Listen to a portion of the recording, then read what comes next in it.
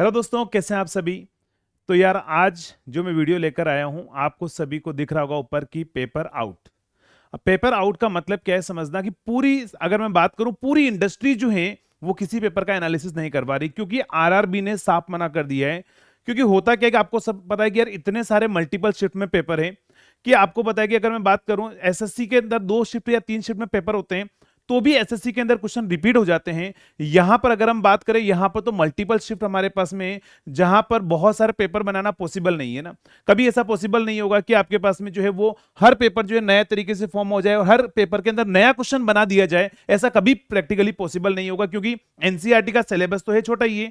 अब कितने क्वेश्चन बना पाएगा, तो कुछ क्वेश्चन जो वो रिपीट जरूर होते हैं। और यहां पर आरआरबी ने साफ मना कर दिया है कि कोई भी पेपर का एनालिसिस नहीं करा सकता है।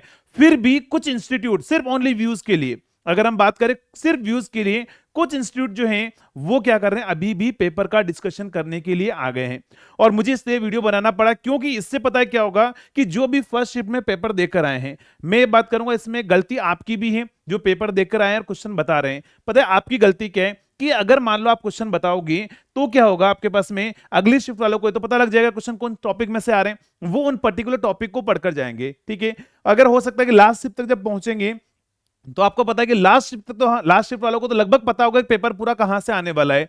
तो वो लास्ट शिफ्ट वालों को बेनिफिट मिलेगा और उससे क्या होगा, आपके पास में वो रैंक वो सेलेक्ट हो जाएंगे और आप जो है उस रेस से बाहर हो जाओगे। अगर आप ये क्वेश्चन बता रहे हैं तो आपकी सबसे बड़ी गलती स्टूडेंट की है। और उससे भी बड़ी गलती है कि यार जो इंस्टीट्यूट बड़े बड़े, मैं नामी इंस्टीट्यूट नाम नहीं लूंगा, जो मार्केट में सिर्फ व्यूज के लिए क्या करते हैं, वो एनालिसिस करवा रहे हैं। जबकि अगर आप देखोगे तो पूरी इंडस्ट्री में कहीं पर कोई एनालिसिस नहीं करवा रहे, फिर भी वो एनालिसिस करने के लिए आ चुके हैं। तो मैं तो यही बोलूंगा कि आरआरबी को इसके लिए भी स्ट्रिक्ट एक्शन लेना चाहिए कि भाई पेपर शुरू होने के बाद में वो सिर्फ ऐसा सोच रहे हैं, ऐसा यहां पर ये बोल रहे हैं यूट्यूब पर आकर कि हम एनालिसिस नहीं करा रहे, हम सिर्फ 1 2 मिनट 5 मिनट के लिए बात करने के लिए आए। और जब वीडियो देखोगे अगर आप, तो पता लगेगा कि वो बच्चों से पूछने क्वेश्चन क्या क्या पूछे गए। मतलब इनडायरेक्टली तो यही हुआ ना कि आपने पूरा का पूरा पेपर एनालिसिस करवा दिया।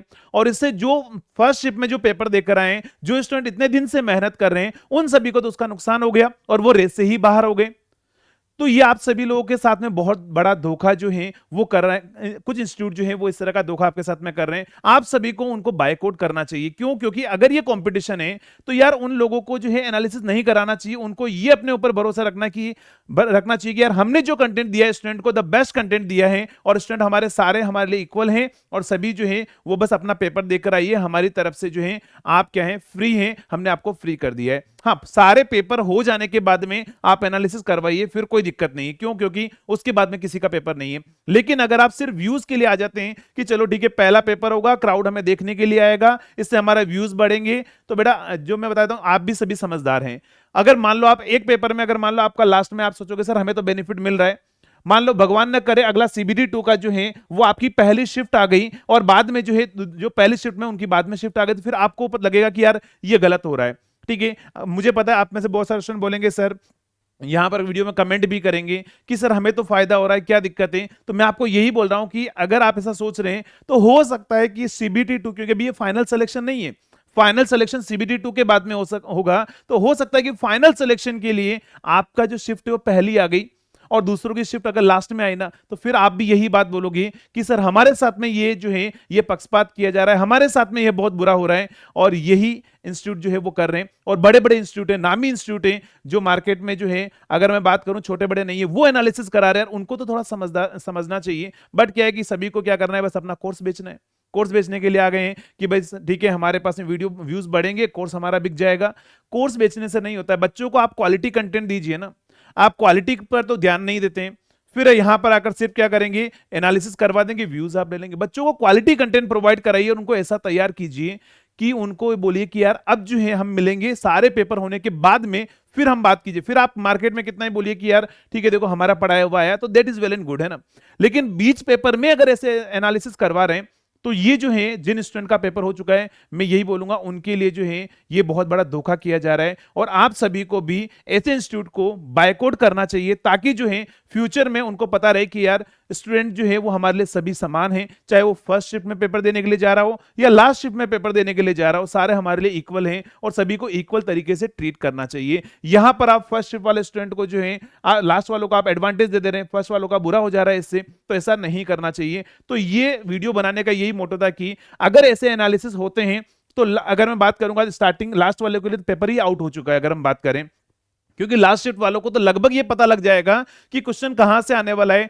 और मैं आपको इतना बोल देता हूं, आप मैच करके देख लीजिएगा, कम से कम जो है 10% क्वेश्चन जो है आपको रिपीटेड मिलेंगे हर पेपर के अंदर। 10% अगर आपको 10% बहुत होते हैं, 100 में से 10 मार्क्स अगर किसी के ज्यादा आ गए, मान लो फर्स्ट शिफ्ट वालों के लिए 70 आ रहे हैं, उनके लिए 80 आ गए, तो फर्स्ट शिफ्ट वाले सारे बाहर हो गए ना।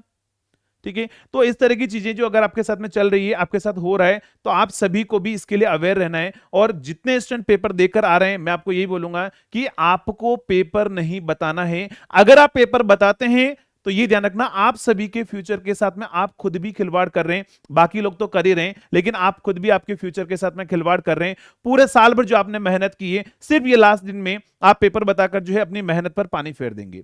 तो ऐसा आपको नहीं करना है, आपको भी अवेयर रहना है, इसीलिए मैंने ये वीडियो बनाया है। तो ध्यान रखिएगा, जो भी पेपर देकर आ रहे हैं, आपको जो है पेपर है वो नहीं बताना है, किसी को भी कोई भी कुछ भी पूछ ले। क्लियर दोस्तों, समझ में आ गया ना? क्योंकि आप भी मेहनत कर रहे हैं, सभी मेहनत कर रहे हैं। मैं बोल रहा हूं कि हमारे लिए सारे स्टूडेंट इक्वल हैं। आपने जितनी पढ़ाई की है, द बेस्ट पढ़ाई की है, ठीक है, और द बेस्ट अगर आपने पढ़ाई की तो आप अपना 100% देकर आइए। मैं आपको बोल रहा हूं कि आप 100% सेलेक्ट होंगे, लेकिन इस तरह की चीजें कर कर पहली शिफ्ट वालों को या फर्स्ट डे वालों को जो है वो नुकसान मत कीजिए। ठीक है, और मैं जो इंस्टेंट एनालिसिस करवा रहे हैं उनको भी यही बोलूंगा कि आपको ये चीजें रोक देनी चाहिए। नहीं तो क्या होगा, आगे जाकर स्टूडेंट जो है जब वो अवेयर हो जाएगा तो फिर आप ये व्यूज के चक्कर में व्यूज भी नहीं आएंगे ना। लास्ट में इस चीज का ध्यान रखना है। तो चलिए दोस्तों, ये वीडियो बनाने का यही मोटो था, और मैं आपको फिर से अवेयर कर रहा हूं, फर्स्ट डे हो या सेकंड डे हो, जब तक सारी शिफ्ट खत्म ना हो जाए, आपका कितना अच्छा ही दोस्त क्यों ना हो, आप क्वेश्चन पेपर डिस्कस मत कीजिए, क्योंकि उससे आप ही लोगों का नुकसान है। चलिए दोस्तों, तो मिलेंगे नेक्स्ट वीडियो में, तब तक के लिए थैंक यू सो मच।